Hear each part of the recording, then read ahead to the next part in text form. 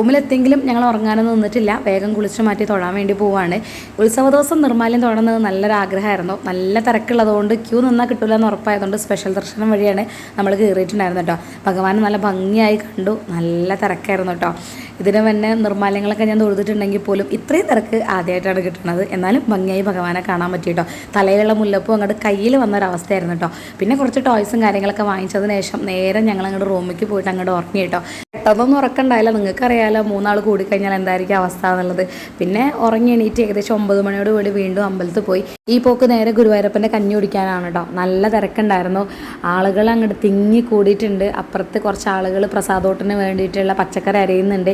നമ്മൾ പലതവണ ഗുരുവായൂർക്ക് വരുന്നുണ്ടെങ്കിലും ഈ കാഴ്ചകളൊക്കെ കാണുന്നുണ്ടെങ്കിൽ ഉത്സവ ദിവസങ്ങൾ തന്നെ വരണം കേട്ടോ. ആനയോട്ടത്തിന് വരെ ഒരുപാട് ആഗ്രഹിച്ചതായിരുന്നു കേട്ടോ. ആഗ്രഹിക്കുക മാത്രമല്ല ശ്രമിക്കുകയും ചെയ്തു. പക്ഷെ എനിക്ക് എത്താൻ സാധിച്ചില്ല. അങ്ങനെയാണല്ലോ, നമ്മൾ മാത്രമല്ലല്ലോ, ഗുരുവായൂരപ്പനും കൂടി വിചാരിക്കണമല്ലോ ഗുരുവായൂരപ്പൻ്റെ അടുത്ത് എത്താനേ. പക്ഷേ ഒരു പരിഭവമില്ല. കാരണം തന്ന അനുഗ്രഹം തന്നെ ഒരുപാട് സന്തോഷം നൽകുന്ന ഒന്ന് തന്നെയാണ് കേട്ടോ. ഭയങ്കര ആഗ്രഹമായിരുന്നു ആ ഒരു പ്രസാദോട്ടിൻ്റെ അടുത്ത് എത്താൻ വേണ്ടിയിട്ട്. എത്തിയപ്പോഴോ സത്യം പറയല്ല ഞെട്ടിപ്പോയി. കണ്ടില്ലേ തിരക്ക്. എപ്പോഴാണ് ഞാൻ അവിടെ നിന്ന് എത്തുക എന്നുള്ളൊരു ആശങ്ക ഉണ്ടെങ്കിൽ പോലും വലിയ കഠിനമില്ലാതെ തന്നെ ഗുരുവായൂരപ്പൻ അവിടെ എത്തിച്ചു എന്ന് വേണമെങ്കിൽ പറയാം. ഇതിന് മുന്നേയൊക്കെ ഗുരുവായൂർക്ക് വന്നിട്ടുണ്ട് എന്നുണ്ടെങ്കിൽ പോലും ഇവിടുത്തെ ഉത്സവക്കഞ്ഞി കുടിക്കാൻ പോകുന്നത് ആദ്യമായിട്ടാണ്. ഒരുപാട് ആളുകൾ ക്യൂവിൽ നിൽക്കുന്നുണ്ട് ഭഗവാന്റെ കഞ്ഞി കുടിക്കാൻ വേണ്ടിയിട്ട്. അവർക്ക് ഒരു നേരത്തെ വെള്ളം കൊടുക്കാൻ വേണ്ടി ദേവസ്വ ജീവനക്കാരൊക്കെ അപ്പുറം ഇപ്പുറമൊക്കെ ആയിട്ട് നിൽക്കുന്നുണ്ട് കേട്ടോ. അയ്യോ, ഇനിയിപ്പോൾ അധികം വൈകാതെ അവിടെ എത്തും എന്നുള്ള പ്രതീക്ഷയാണ് ഓരോ വരികൾ പിരിച്ചു വിടുമ്പോഴും എനിക്കുണ്ടായിരുന്നു കേട്ടോ. അധികം വൈകാതെ തന്നെ ഞങ്ങളുടെ ഊഴം വന്നു. ഭയങ്കര സന്തോഷത്തോടു കൂടിയിട്ട് തന്നെ കഞ്ഞി കുടിക്കാനുള്ളൊരു പോക്കാണ് കേട്ടോ. ഏകദേശം നമ്മൾ അവിടെ എത്തി.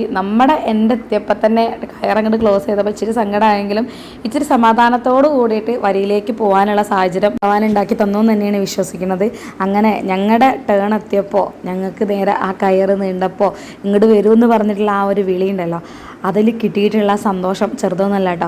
വലിയ ബുദ്ധിമുട്ടില്ലാതെ മെല്ലെ ആ ഒരു പന്തലിൽ കയറിയിട്ട് കഞ്ഞി വിളമ്പി വെക്കുന്നതൊക്കെ കണ്ടപ്പോൾ ഭയങ്കര സന്തോഷം കേട്ടോ. ചെറുതൊന്നുമല്ല, ഭയങ്കര ഒരു കൊതിയായിരുന്നു ആ ഒരു കഞ്ഞി കുടിക്കാൻ വേണ്ടിയിട്ട്. എനിക്കറിയില്ല, എൻ്റെ ജീവിതത്തിൽ ഇത്രയും ആക്രാന്തം ഞാൻ ഒന്നിനോടും കാണിച്ചിട്ടില്ല എന്നാണ് തോന്നുന്നത്. കയറി ചെന്നപ്പോൾ ആ പാത്രം കുമ്പിളൊക്കെ കണ്ടപ്പോൾ പഴയ ഓർമ്മകളിലേക്ക് പോയി എന്നുള്ളത് വാസ്തവം തന്നെയാണ്. പപ്പടും ശർക്കരയും ഉപ്പും കഞ്ഞിയും മമ്പയറും നല്ല രസമായിരുന്നു കേട്ടോ. ഒരു പക്ഷേ വീട്ടിലാണെങ്കിൽ ഞാൻ കഴിക്കാത്ത സാധനമാണ്. ഇവിടുന്ന് വയറ് നിറയെ കഴിച്ചിട്ടുണ്ടായിരുന്നു കേട്ടോ. കഴിച്ച് കഴിയും തോറും അവർ ഇനി വേണോ എന്ന് ചോദിക്കുന്നുണ്ടായിരുന്നു. നല്ല സന്തോഷമുണ്ട് കേട്ടോ.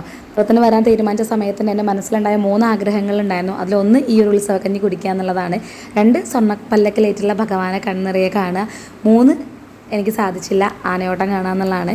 എന്തായാലും അടുത്ത തവണ ഭഗവാൻ അതിനുള്ള അനുഗ്രഹം എനിക്ക് തരട്ടെ. എന്നെപ്പോലെ നിങ്ങൾക്കും ഈ ഒരു ഉത്സവ ദിവസങ്ങൾ ഇവിടെ എത്താനുള്ള അനുഗ്രഹം ഉണ്ടാവട്ടെ കേട്ടോ.